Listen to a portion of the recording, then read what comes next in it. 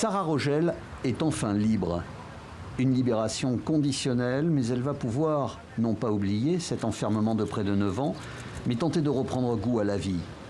Les événements qui l'ont conduite ici datent de 2012. Victime d'une chute et inconsciente, elle fut amenée à l'hôpital, où elle apprit que l'accident a mis un terme à sa grossesse.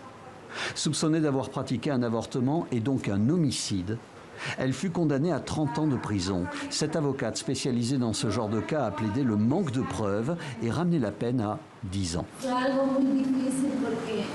Ça a été très difficile. Cet accident a complètement bouleversé ma vie.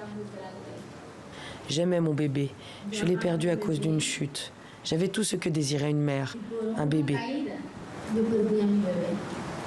Au Salvador, pour être accusé d'avoir avorté, on peut laisser une femme, comme Manuela, mourir d'un cancer en prison.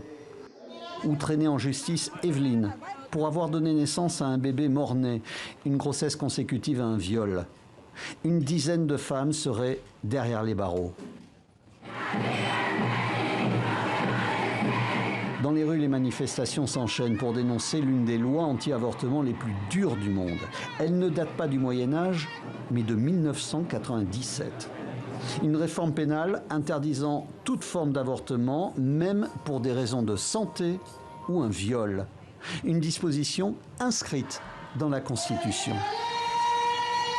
Nous luttons pour la dépénalisation de l'avortement, pour que l'État salvadorien prenne en compte qu'une femme ne peut pas aller en prison pour cela.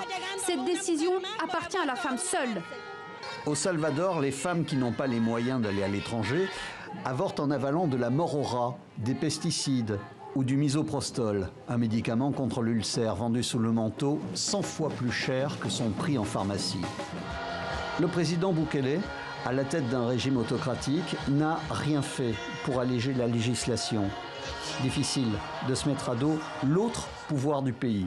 Même si les mentalités semblent changer dans la population, le poids de l'Église et de la tradition reste encore fortement ancré dans la société salvadorienne.